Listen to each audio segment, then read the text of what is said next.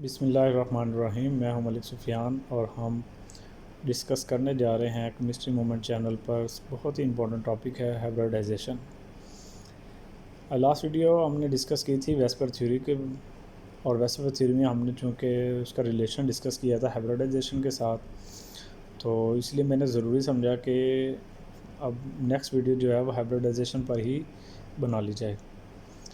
तो हाइब्रिडाइजेशन के बारे में प्रीवियस क्लासेस में आप लोग पढ़ चुके होंगे कि हाइब्रिडाइजेशन हम कहते हैं कि different energy and different shapes के जो ऑर्बिटल्स होते हैं वो आपस में इंटरमिक्स होकर इक्विवेलेंट एनर्जी वाले ऑर्बिटल्स बनाते हैं, जिनको हम हाइब्रिड ऑर्बिटल्स का नाम देते हैं, और इस प्रोसेस को हम हाइब्रिडाइजेशन का नाम देते हैं। हाइब्रिडाइजेशन की ज़रूरत क्यों पेश आई, क्या वजह थी? तो उसकी रीज़न ये थी कि कोवलेंट बॉन्ड की थ्योरी में हम ये पढ़ चुके हैं कि जितने हाफ-फिल्ड और एटॉमिक ऑर्बिटल्स होते हैं उतने ही वो कोवलेंट बॉन्ड बनाते हैं। तो ये कोवलेंट बॉन्ड की थ्योरी में कहा जाता था, जैसे कि ऑक्सीजन है, यहाँ पर देखें मैंने उसकी इलेक्ट्रॉनिक कॉन्फ़िगरेशन लिखी है, उसमें पी और पी में हाफ फील्ड हैं, 1 उसमें इलेक्ट्रॉन मौजूद है। ये अब कोवलेंट बॉन्ड की थ्योरी के मुताबिक ये 2 बॉन्ड बनाते हैं, और आप एक्चुअल में भी देखें तो ये 2 बॉन्ड ही बना रहे हैं। O2 बनाते हैं या H2O बनाएंगे, इस तरह के ऑर्बिटल्स बॉन्डिंग करते हैं। नाइट्रोजन की आप इलेक्ट्रॉनिक कॉन्फ़िगरेशन देखें तो उसमें Px, Py, Pz में हाफ इलेक्ट्रॉन मौजूद है, यानी कि एक इलेक्ट्रॉन तीनों में मौजूद है। इस मेन ये 3 बॉन्ड बनाएगा, और एक्चुअल में भी ये 3 बॉन्ड ही बनाते हैं, N3 NH3। इस तरह और भी एग्जांपल्स हैं जो कि कोवलेंट बॉन्ड थ्योरी के साथ टैली करती हैं, उसको जो है उसका साथ चलती हैं। लेकिन जब हमने कार्बन को देखा गया, कार्बन के वैलेंस शेल में उसके जो हाफ फील्ड एटॉमिक ऑर्बिटल से वो 2 थे, Px और Py, और Pz में 0 इलेक्ट्रॉन था। कोवलेंट बॉन्ड की थ्योरी के मुताबिक अब ये 2 बॉन्ड इसने बनाने हैं, इससे ज़्यादा नहीं बना सकते। लेकिन जब हमने एक्चुअल में देखा तो कार्बन जो है वो 4 बॉन्ड बना रहा है। तो कोवलेंट बॉन्ड की थ्योरी इसको एक्सप्लेन करने में नाकाम रही, तो उसके बाद एक नया कॉन्सेप्ट पेश किया गया, वो था जी एक्साइटेड स्टेट का, कि इलेक्ट्रॉनिक कॉन्फ़िगरेशन में ये उनकी ग्राउंड स्टेट कहलाएगी। और एक्साइटेड स्टेट का कॉन्सेप्ट आया कि एक इलेक्ट्रॉन 2s से एनर्जी हासिल करके वो 2pz में चला जाता है। तो इस तरह से 4 हाफ फील्ड एटॉमिक ऑर्बिटल्स बन जाते हैं, और वो फिर आगे 4 फर्दर बॉन्ड्स बना सकते हैं।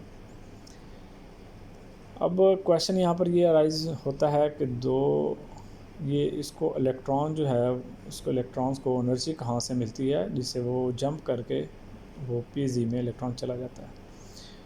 उसका आंसर ये दिया जाता है कि Px और Py ये पहले 2 बॉन्ड बना लेते हैं हाफ फील्ड, फिर इनके बनने से आपको पता है बॉन्ड फॉर्मेशन से एनर्जी रिलीज़ होती है। वो एनर्जी 2s के ऑर्बिटल्स इलेक्ट्रॉन्स उसको एब्जॉर्ब कर लेते हैं, और वो एनर्जी से वो इलेक्ट्रॉन मूव करके फिर 2pz में चले जाते हैं। इस तरह से हाइब्रिडाइजेशन का कॉन्सेप्ट सामने आया, और आप देख सकते हैं कि ये एक मैंने डिफरेंट एनर्जी और डिफरेंट शेप्स के ऑर्बिटल्स बनाए हैं। ये S है, ये 3p के ऑर्बिटल्स हैं, और ये मिलकर 4 इक्विवेलेंट एनर्जी इक्विवेलेंट शेप के ऑर्बिटल बन जाते हैं। ये फिर इंटरमिक्स होकर हाइब्रिडाइजेशन करते हैं, उन पे एंगल बनता है, उनकी शेप होती है। तो हम ज़्यादा डिटेल में नहीं जाएंगे क्योंकि हम प्रीवियस क्लास में इसको काफ़ी डिस्कस कर चुके हैं। मैं इसको ज़रा शॉर्ट करके इसको आपके सामने पेश करने लगा हूँ। हमारे पास हाइब्रिडाइजेशन की काफ़ी सारी एग्जांपल्स हैं, काफ़ी सारी टाइप्स हैं। इसमें से sp से लेकर sp3d तक है।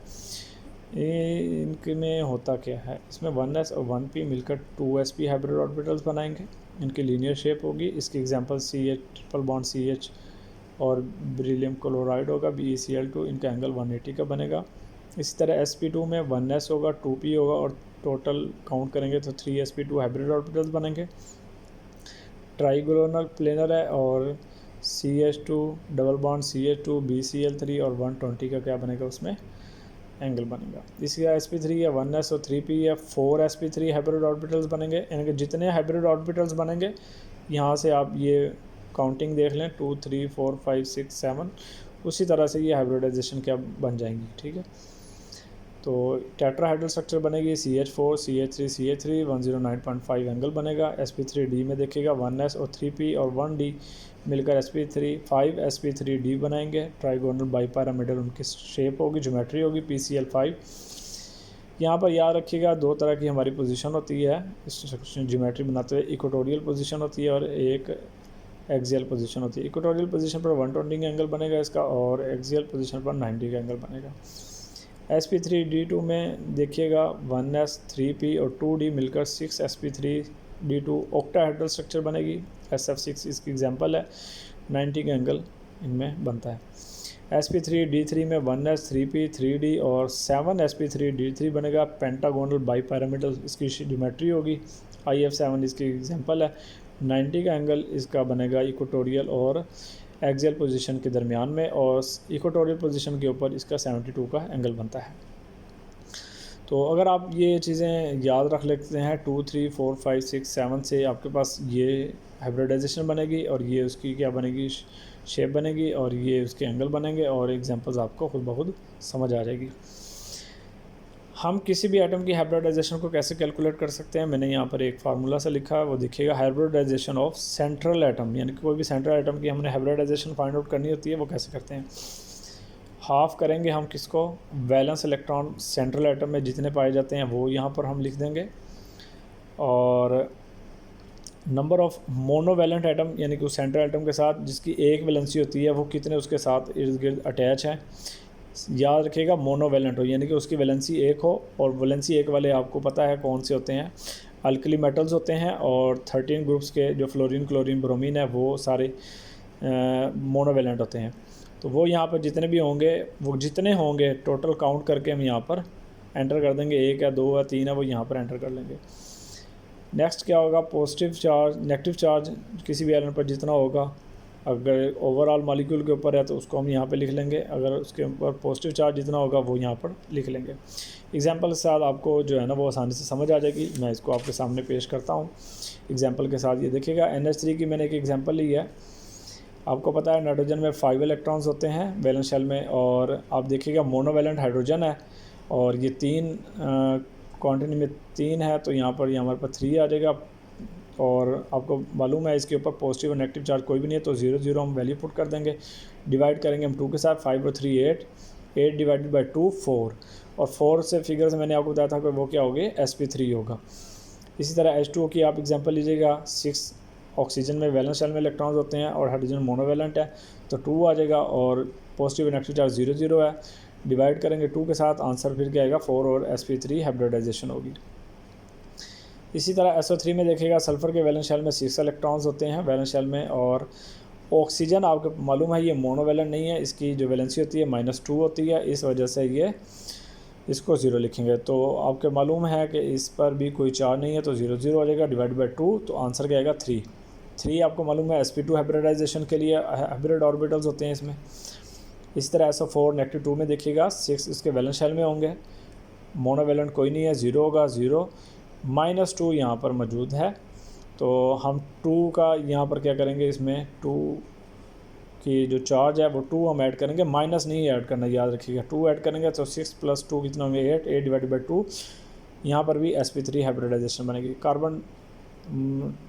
कार्बोनेट आयन में देखिएगा 4 होगा कार्बन का वैलेंस शेल में इलेक्ट्रॉन्स, और मोनोवैलेंट कोई नहीं है 0 0, और इसी तरह 2 होगा, 2 हमारे पास 4 और 2 6 हो जाएंगे, डिवाइड बाई 2, आंसर क्या आ जाएगा sp2 इसका आंसर आ जाएगा। PCl5 में देखिएगा फास्फोरस में 5 होते हैं वैलेंस शेल में इलेक्ट्रॉन, और क्लोरीन भी क्या है मोनोवैलेंट है, तो 5 क्लोरीन है इसलिए 5 आ जाएगा। 5 + 5 क्या हो जाएगा 10 हो जाएगा, 10 डिवाइडेड बाई 2, आंसर आ जाएगा sp3d। SF6 में देखिए सल्फ़र में वैलेंस शेल में 6 इलेक्ट्रॉन्स होते हैं, 6 उसमें मोनोवैलेंट है, फ्लोरीन की वैलेंसी -1 होती है, तो चार्ज 0 0 है, तो 6 + 6 12 डिवाइडेड बाई 2, आंसर क्या आ जाएगा 6 sp3d। ये वही बात है जो मैंने आपको बताई है कि आप 2 3 4 5 6 7 से आप याद करें तो ये हाइब्रिडाइजेशन आपको याद हो जाएगी। ये लोन पेयर बॉन्ड पेयर के जो इलेक्ट्रॉन्स हो सकते हैं, या आप इसको हाइब्रिड ऑर्बिटल से भी याद कर सकते हैं, किसी भी तरह से आप इसको याद करना चाहिए, याद करके इसको हाइब्रिडाइजेशन को याद कर सकते हैं।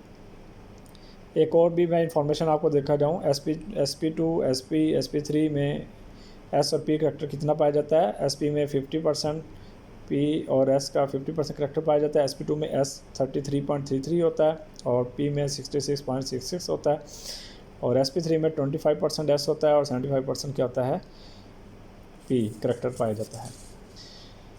आइएगा हम एक और चीज़ को डिस्कस करना चाहते हैं कि how can we total number of hybrid orbital हम कैसे कैलकुलेट कर सकते हैं। मैंने यहाँ पर 3 एग्जांपल दिए हैं। SF4 है, तो SF4 में सबसे पहले हम लोग काउंट करेंगे इस ओवरऑल मॉलिक्यूल में टोटल वैलेंस इलेक्ट्रॉन कितने पाए जाते हैं। 6 उसके वैलेंस शेल में इलेक्ट्रॉन्स होते हैं, 6 फ्लोरीन के 4 एटम्स हैं और उसके वैलेंस शेल में 7 इलेक्ट्रॉन्स पाए जाते हैं। 4 × 7, 4 7 28, 28 + 6 कितना हो जाएगा 34 को मज़ीद हम लोग 8 से डिवाइड करेंगे। 8 से डिवाइड करके आंसर आएगा 4.25। हमने ये 4 जो है ये आपके पास सिग्मा बॉन्ड्स हैं, उसके साथ हमारे पास लोन पेयर अगर 0.525 में आ रहा है उसको हम लोग मल्टीप्लाई करेंगे 4 के साथ, वो आंसर आ जाएगा 1। इट्स मीन 4 सिग्मा बॉन्ड है, 1 लोन पेयर है। तो नंबर ऑफ़ हाइब्रिड ऑर्बिटल्स कितने हो जाएंगे, 4 सिग्मा बॉन्ड के होंगे, 1 लोन पेयर होगा, टोटल 5 हाइब्रिड ऑर्बिटल हो जाएंगे। और 5 वाली फिगर आपको याद है sp3d के लिए हाइब्रिडाइजेशन होगी और इसकी जो स्ट्रक्चर बनेगी ट्राइगोनल बाई पैरामिडल, ठीक है, इसकी बाई पैरामिडल इसकी स्ट्रक्चर होगी। NCl3 इसके वैलेंस शेल में नाइट्रोजन में 5 होते हैं, क्लोरीन के 3 एटम्स हैं, क्लोरीन के वैलेंस शेल में 7 इलेक्ट्रॉन, 3 × सॉरी यहाँ पर मैंने प्लस कर दिया है, ये यहाँ पर क्या आएगा मल्टीप्लाई आएगा, 3 × 7 तो आंसर हो जाएगा 21, 5 + 5 क्या हो जाएगा 26 को 8 से डिवाइड करेंगे आंसर आएगा 3.25। 3 इसमें सिग्मा बॉन्ड है और 0.25 आपके पास क्या लोन पेयर है, इसको हम 4 से मल्टीप्लाई करेंगे तो आंसर आ जाएगा 1। इसमें 3 सिग्मा बॉन्ड है, 1 लोन पेयर है और 4 टोटल क्या हो जाएंगे हाइब्रिड ऑर्बिटल हो जाएंगे। आपको मालूम है 4 sp3 को रिप्रेजेंट करता है और पैरामाइडल उसकी स्ट्रक्चर होगी due to the lone pair की वजह से। SaCl4 में देखिएगा सिलिकॉन के वैलेंस शेल में 4 इलेक्ट्रॉन्स होते हैं, क्लोरीन के टोटल एटम्स 4 हैं और इसके वैलेंस शेल में जो इलेक्ट्रॉन्स होते हैं क्लोरीन में वो 7 होते हैं। 4 7 × 28, 28 + 4 32 इसका क्या हो जाएगा आंसर आएगा, टोटल वैलेंस इलेक्ट्रॉन्स हो जाएंगे। इसको 8 से डिवाइड करेंगे 4 आएगा, it mean 4 he sigma bond है, लोन पेयर इसमें 0 होगा, तो 4 हाइब्रिड ऑर्बिटल्स होंगे और ये भी शो करेगा कि इसको sp3 हाइब्रिडाइजेशन और टेट्राहेड्रल इसकी क्या होगी स्ट्रक्चर होगी। उम्मीद है आपको ये लेक्चर बहुत पसंद आएगा, आपको अच्छा भी लगेगा, आपको कुछ सीखने को भी मिलेगा, नई बातें भी होंगी। यही पॉइंट्स आपने इसको तैयार करने हैं, यही आपके कम्पिटिटिव एग्ज़ाम में इस तरह के क्वेश्चन जो हैं वो किए जाते हैं और आपको डिफ़िकल्टी पेश आती है। अगर आपको समझ ना आए तो वीडियो को दोबारा देखिएगा, जहाँ से समझ ना आए आप मुझसे कॉन्टैक्ट कीजिएगा, मुझसे आप पूछ सकते हैं। थैंक यू फॉर वॉचिंग, अल्लाह हाफिज़, टेक केयर।